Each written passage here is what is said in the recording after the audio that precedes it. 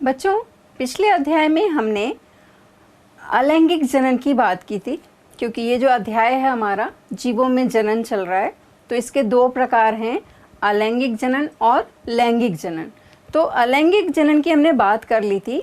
अब इस अध्याय का जो दूसरा पार्ट है लैंगिक जनन, उसकी बात करेंगे। तो लैंगिक जनन की विशेषताएं क्या है या उसमें क्या मुख्य बातें होती हैं, पहले हम उसको देखते हैं। जिस तरीके से अलैंगिक जनन में एक ही जनक भाग लेता है, लेकिन लैंगिक जनन में दो जनक भाग लेते हैं। और महत्वपूर्ण बात जो है, लैंगिक जनन में विशिष्ट इकाइयाँ जो हैं वो युग्मक या गैमेट्स बनती हैं। अब ये जो गैमेट्स हैं दो प्रकार के बनते हैं, जिसमें एक गैमेट जो है वो सक्रिय होता है, जिसको नर युग्मक या मेल गैमेट कहते हैं, और एक युग्मक जो है वो निष्क्रिय रहता है, जिसको फीमेल गैमेट या मादा युग्मक कहते हैं। अब जो मेल गैमेट है उसको स्पर्म कहते हैं। आप ये जैसे चित्र में देख रहे हैं, गैमेट्स जो है दो प्रकार के हैं। तो जो मेल गैमेट है उसको स्पर्म या शुक्राणु कहते हैं, और फीमेल गैमेट को जो है अंडाणु, एग, ओवम कहते हैं। अब जो मेल गैमेट है, जो नर युग्मक है, वो सक्रिय होता है, और दूसरी बात वो चलनशील होता है, मूवेबल होता है, मोटाइल होता है। और जो फीमेल गैमेट होता है वो नॉन मोटाइल होता है। हो सकता है कुछ कुछ जीवों में जो है इनकी साइज़ में भी फ़र्क रहता है, यानी मेल गैमेट जो है वो छोटे होते हैं और फीमेल गैमेट जो है वो साइज़ में थोड़े बड़े होते हैं। अब जो लैंगिक जनन में जो महत्वपूर्ण बात है वो इन दोनों गैमेट्स का फ्यूशन है। तो ये मेल और फीमेल गैमेट जो है वे फ्यूज्ड होते हैं, यानी संयुग्मित होते हैं, और फिर इनसे जायगोट बनता है, और जायगोट से जो है भ्रूण बनता है, और भ्रूण से जो है वो नए जीव का विकास होता है। अब हमने आसपास देखा होगा कि कुछ जो जीव हैं, अक्सर मेल और फीमेल में जो है एक स्पेसिफिक डिस्टिंक्शन होता है, मतलब कि उनमें एक विभेदन रहता है। बाहरी तौर पर उन्हें पहचान लिया जाता है कि कौन सा मेल है कि फीमेल है। तो उनके उपस्थिति के आधार पर, यानी कि जो नर जनन अंग है और जो मादा जनन अंग है, उनकी उपस्थिति के आधार पर जो है वो जीव दो प्रकार के हो सकते हैं।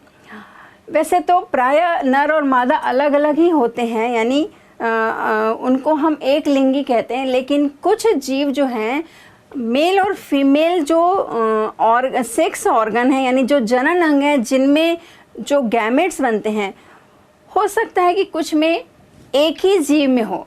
जैसे आप ये देख रहे हो, हाइड्रा है, टैपवर्म है या अर्थवर्म है, ये इस तरह के जो जीव हैं इनमें दोनों जो सेक्स ऑर्गन्स हैं, यानी मेल और फीमेल जो है वो एक ही जीव में मिलता है, इसलिए इनको जो है वो उभयलिंगी या द्विलिंगी कहते हैं। पादपों में भी इस तरीके से ही होता है कि कुछ जो पादप हैं वो एक लिंगी होते हैं, यानी कि मेल गैमेट और फीमेल गैमेट जो है वो अलग अलग होता है। जैसे कि कुछ पादपों में दोनों लिंग जो हैं वो एक ही पुष्प में उपस्थित रहते हैं।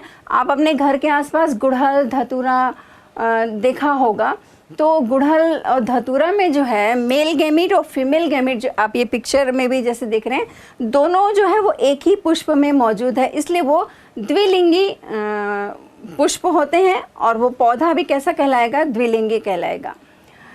तो इस तरीके से ये लैंगिक जनन में जो विशेषताएं हैं, और ये लैंगिक जनन जो है, ये जो प्रक्रिया है बहुत धीमी होती है और जटिल है, और मुख्य बात जो है इसमें जो है जो संतति बनती है वो अपने जनकों से जो है उसमें काफ़ी विभिन्नता रहती है, यानी विविधता पाई जाती है। हमने जैसे अलैंगिक जनन की बात की थी कि उसमें जो संतति रहती है उसको क्लोन कहते हैं।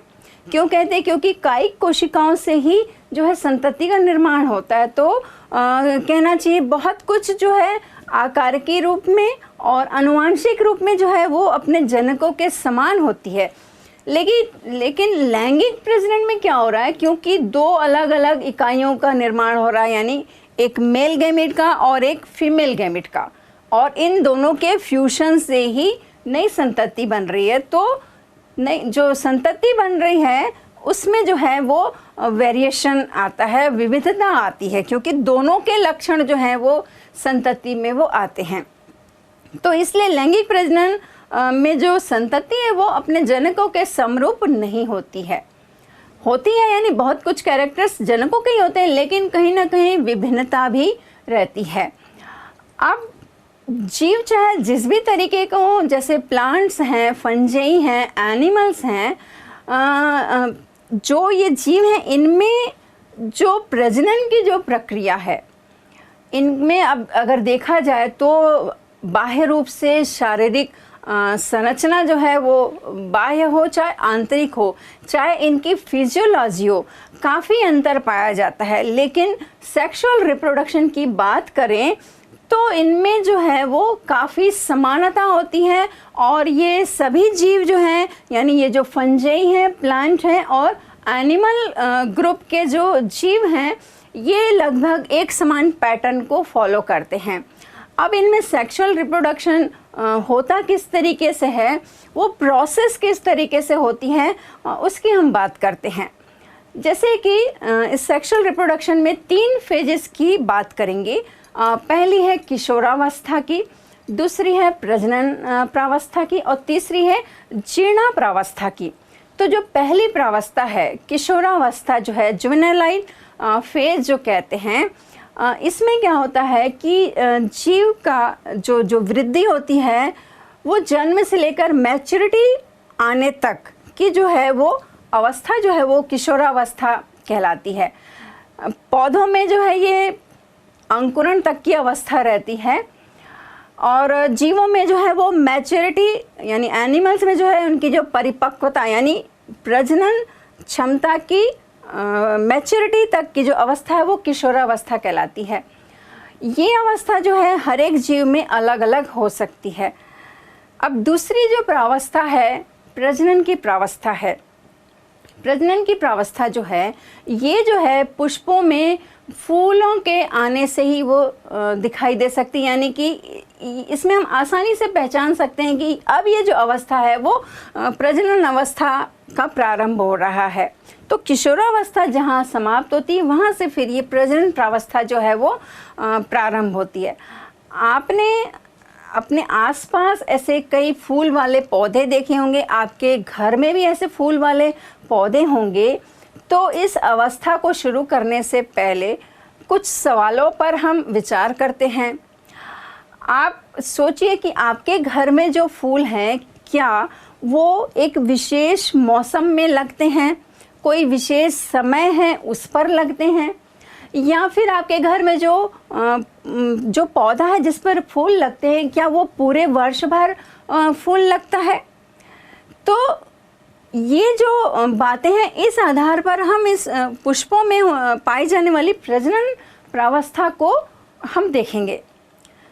तो इस आधार पर पौधों को जो है वो वार्षिक, द्विवार्षिक और बहुवार्षिक में बांटा गया है। तो जैसे कि वार्षिक पौधे हैं, वार्षिक पौधे जो हैं, इनमें जो है इनके जीवन काल में सिर्फ एक बार ये पुष्प को धारण करते हैं और फिर इनकी जो है वो मृत्यु हो जाती है। इसके उदाहरण हम अपने आसपास देखते हैं। आप ये जैसे चित्र को देख रहे हो, आप इसे ज़रूर पहचानते होंगे। ये जो है गेहूं और चावल के फूल हैं। अगर ग्रामीण परिवेश से हैं तो आप जानते ही हैं कि जब हम धान का जो बोने का जो समय आता है वो आपका जो है वो जून जुलाई रहता है, और फिर धीरे धीरे जब परिपक्वता आती है, यानी इसमें फूल लगते हैं और फिर बीज लगते हैं। तो ये चीज़ें जो है हम अपने आसपास परिवेश में देखते हैं, और अब चाहें तो आगे इन फ्यूचर में भी आप इन पर गौर कर सकते हैं कि ये जो है 1 वर्षीय पौधे हैं। फिर द्विवर्षीय किस तरीके के होंगे, इनकी जो बायोलॉजिकल लाइफ साइकिल है वो 2 वर्षों में कंप्लीट होती है। इनके उदाहरण जो हैं वो गाजर और प्याज है। इनमें क्या होता है, एक वर्ष में जो है जड़, तना, पत्ती का विकास हो जाता है और फिर जो है इनमें एक रेस्टिंग पीरियड आता है, यानी कि डोरमेंसी का पीरियड आता है। वो पीरियड करीबन ये ठंड का ही अक्सर मौसम रहता है। जब प्रसुप्ता अवस्था के बाद फिर जब बसंत ऋतु या ग्रीष्म ऋतु आती है तब इनमें फूल लगने लगते हैं। फूल जो हैं वो फल और बीज में बदल जाते हैं और ये पौधे जो हैं वो मृत हो जाते हैं। तो इनकी जो उम्र है वो 2 साल की है। हमने लाइफ स्पैन की बात की थी पिछले अध्याय में। तो ये वही जीवन अवधि है। तो एक विशेष काल में जो है जीव जो है वो प्रजनन की क्षमता रखते हैं। अब बहुवर्षीय पौधे किस तरीके के होंगे? ये पौधे जो हैं जैसे आम है, सेब है, ऑरेंज है, अंगूर है। आप जानते होंगे ये जो फल हैं हमें कुछ विशिष्ट मौसम में ही मिलते हैं। अब आम हमें कब मिलता है? गर्मी के मौसम में मिलता है। ये बात अलग है कि आपको और मौसम में भी मिल सकता होगा, लेकिन वो स्टोरेज वाले रहते हैं। एप्पल और ऑरेंज की बात करें, अंगूर की बात करें तो ये भी हमें किस मौसम में मिलते हैं? ठंड में मिलते हैं। तो बाकी और जो मिलते हैं या तो हाइब्रिड तरीके से उनको प्रोड्यूस किया जाता है या स्टोरेज करते हैं। तो ये जो हम बात कर रहे हैं कि नेचुरल वे में किस तरीके से इनमें प्रजनन प्रावस्था होती है उसकी हम बात कर रहे हैं। तो बहुवर्षीय पौधे जो हैं वो साल में एक बार पुष्प धारण करते हैं और फिर वो फल में बदलते हैं। लेकिन कुछ पौधे जो हैं असामान्य तरीका भी फॉलोअप होता है, जैसे कि बैम्बू यानी बांस की जो जातियां हैं इनका जो जीवन काल है ये 50 से 100 वर्षों तक का है। अब ये पूरे जीवन काल में आप ये बैम्बू देख रहे हैं, इसके फूल आप देखें तो ये इनकी उम्र जो है 50 से 100 साल तक की है। लेकिन इनमें केवल इनके जीवन काल में केवल एक ही बार ये पुष्प धारण करते हैं और ये इतनी ज़्यादा संख्या में ये पुष्प धारण करते हैं, वो फूल बनते हैं और फिर ये जो है पौधे जो है वो मर जाते हैं। आपको जानकर आश्चर्य होगा कि एक और ऐसा पौधा है स्ट्रोबिलैंथस कुंथियाना, जिसको नीला कुरंजी भी कहते हैं। ये इसका आप पिक्चर देखिए कि ये जो पौधे हैं 12 वर्ष में एक बार खिलते हैं, यानी इनमें जो पुष्प खिलता है वो 12 वर्ष के बाद खिलता है। फिर नेक्स्ट जब आएगा 12 साल फिर बाद वो खिलेगा। तो ये जो 2006 में जब खिला था तो कर्नाटक, तमिलनाडु और केरल के जो पहाड़ी क्षेत्र हैं की जो सड़कें हैं उसमें इतने ज़्यादा ये फूल खिल गए थे कि ऐसा लग रहा था कि उन सड़कों के किनारे पर जो है कालीन बिछ गया हो।